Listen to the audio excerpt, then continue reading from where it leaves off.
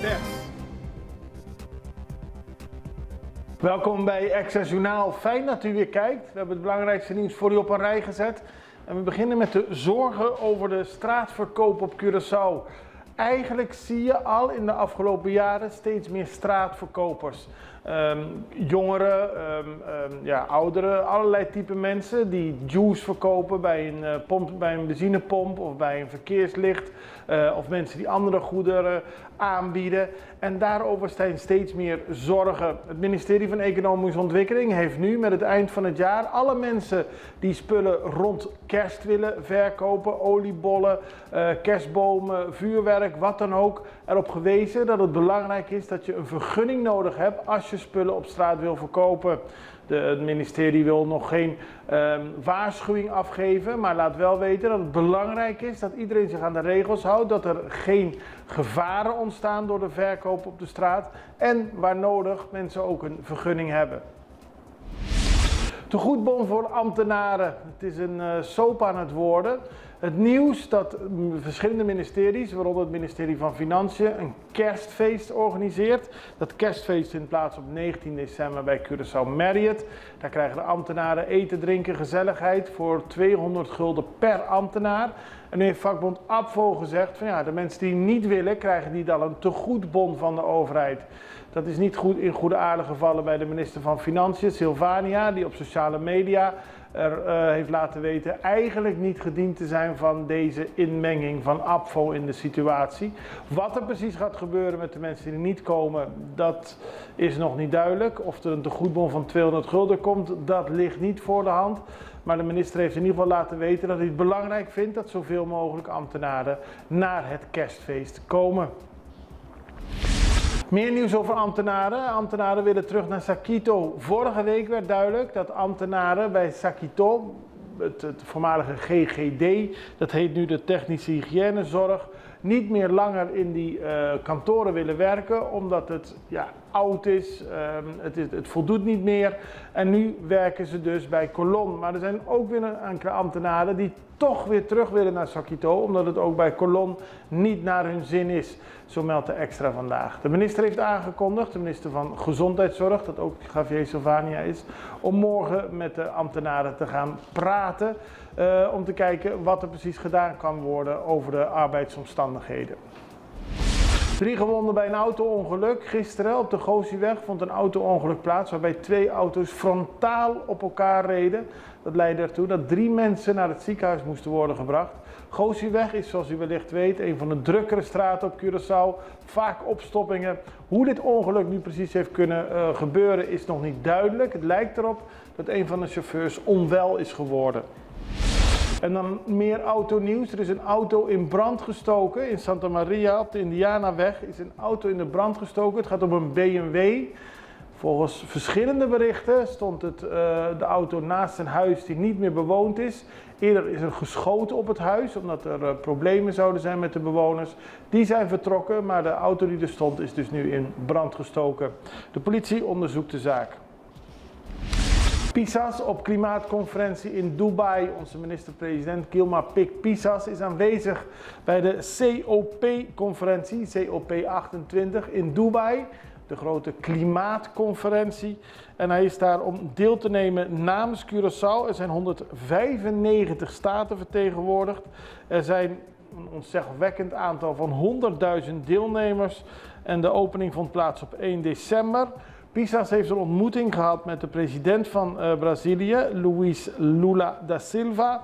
En dat is belangrijk omdat in 2025 de volgende COP, de COP30, dit is 28, maar over 2 jaar in Brazilië, dat Curaçao daar dan aanwezig is en daar ook het verdrag van Parijs zou hebben ondertekend.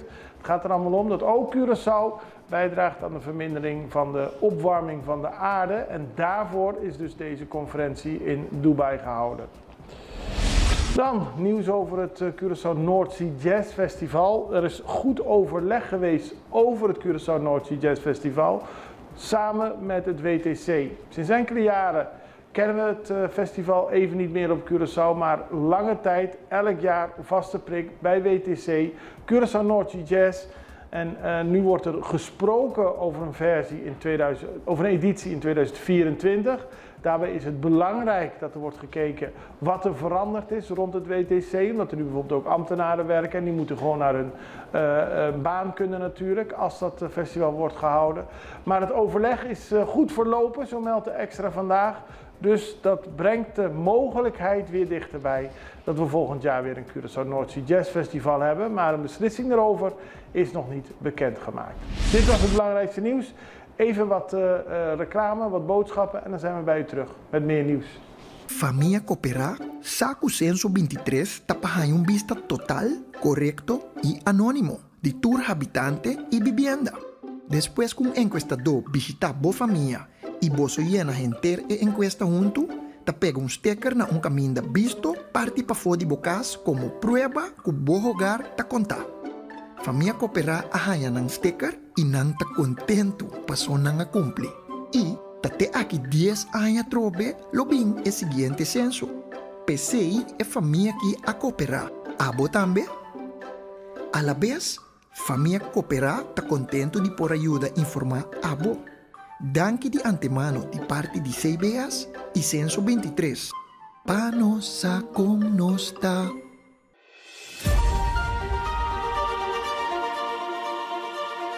Awe Extra Digital te seguir con una serie di interviste riba il topico di salud mental.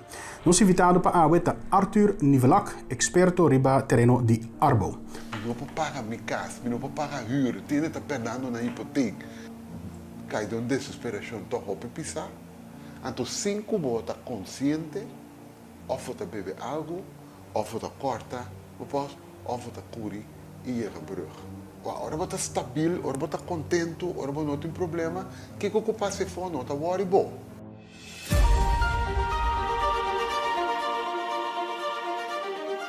Muggenoverlast op de bovenwinden. Vorige week hadden we al het bericht dat op Sint Maarten de bewoners is geadviseerd om lichte kleding te dragen en lange mouwen en ook lange broeken, geen korte broeken.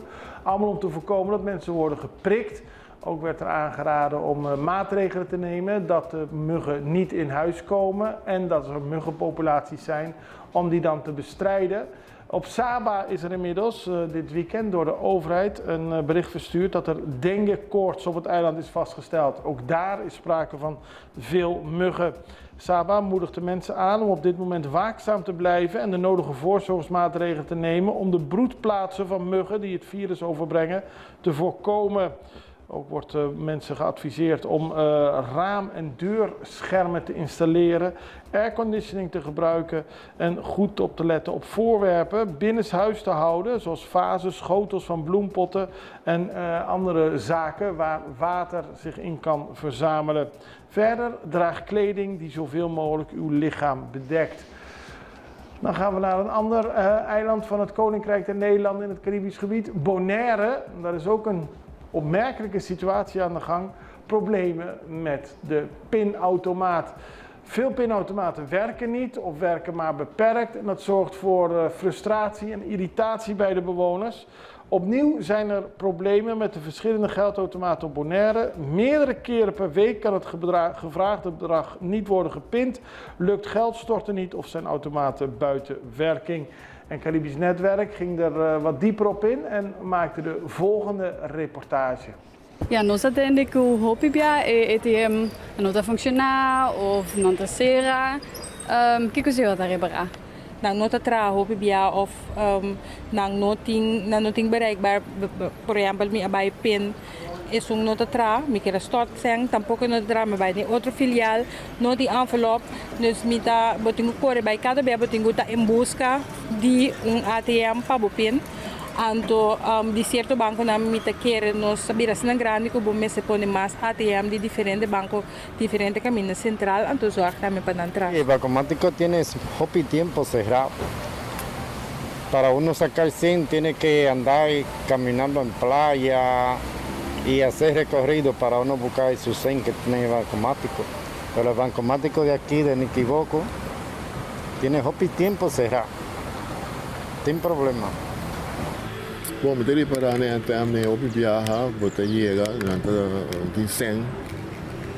Hopi biar betul bij tena kantoor, tena auto branch. Pau bij Sinta Wada, pero hopi tempo para os panos explicar o que passa se afro. Se tu tem que vervelend sim, tem que ir na lom esse update com a tem mais meu. Eu recuo e não tá uma facilidade também para chegar banco mático eu. Some days they work, some days they don't, depending on the time of the day. You can't get anything done. Today I tried to make a deposit and it told me I had a hardware malfunction. So it's frustrating because you want to get it done, you want to get your money in the bank and you can't. Sí, doctora, mi trabajo levantar dinero, no está funcionando, está visa, el montante que va a pedir no está en orden. Mi vai tur el banco me cajero nan tur me sun cos tabisa me sun cos ya nos aguarda encima aquí a la comienza a funcionar back. Dus met de keren que tenho binsi de umbano of outro conversação para derecha e serviço. So, nós temos como cliënten Hopi Lastice. En Maduro Curiels Bank, dat is de bank die de meeste pinautomaten heeft op Bonaire, zegt dat er inderdaad geldautomaten zijn die langdurig buiten werking waren vanwege hardwareproblemen. Contante stortingen zijn mogelijk bij 3 van onze geldautomaten. Deze automaten hebben een dagelijkse onderhoudsvenster en worden voor een paar minuten gesloten, maar nooit alle 3 tegelijk. Wordt ongetwijfeld vervolgd en als het nieuwswaardig is, houden we u ervan op de hoogte. Dit was Extra Journaal. Volgt u ons via Facebook, druk dan op volgen. Volgt u ons via YouTube, druk dan op abonneren. Wij zijn er morgen weer met meer nieuws. Ik hoop u ook. Het allerbeste, tot ziens. Dag.